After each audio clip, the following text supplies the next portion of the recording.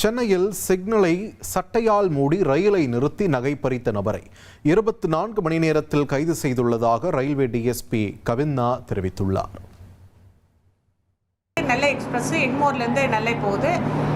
காட்டாங்கல்ல to Potheri அந்த இடையில் சிக்னலில் ட்ரெயின் ஸ்லோ ஆகுது. ஸ்லோ ஆகும்போது அந்த ட்ரெயினில் பயணம் செஞ்ச ஒரு கம்ப்ளைண்ட் ஹேண்ட் வாஷ் பண்ணுறதுக்காக வராங்க. அந்த டைமில் சிக்னல் ஸ்லோவாகும்போது இவர் ட்ரெயினில் ஏறி அஃபென்ஸ் பண்ணிவிட்டு ஜம்ப் பண்ணிடுறாரு. அஃபென்ஸ் நடந்த உடனே ஒரு 10:15 நமக்கு இன்ஃபர்மேஷன் வந்துடுது. உடனே நம்ம டீம் ஃபார்ம் பண்ணுறோம். அந்த நைட்டோட நைட்டாகவே வேலை செய்கிறோம். சிசிடிவி கேமராவில் நமக்கு குற்றம் நடந்த அடுத்த ஒரு 4 நிமிஷத்தில் ஒரு சஸ்பெக்ட் ஒருத்தர் வெளியே வர்றாரு. ஸோ அந்த சஸ்பெக்டை ஃபாலோ பண்ணி நம்ம அதில் அக்யூஸ்ட் செக்யூர் பண்ணிடுறோம். கீழே இருந்த ஒரு நபர் ட்ரெயின் ஏறி தான் நமக்கு அஃபென்ஸ் பண்ணுறாரு. ஸோ சம்பவம் குற்றம் நடந்துச்சுன்னா இமீடியட்டாக நமக்கு தகவல் கொடுத்தாங்கன்னா நம்ம துரிதமாக செயல்பட்டு குற்றத்தை கண்டுபிடிக்கிறதுக்கு அடுத்தது சிசிடிவி, டவர் டம்ப் இதெல்லாம் தான் போலீஸ்க்கு சாதகமாக இருக்கும்.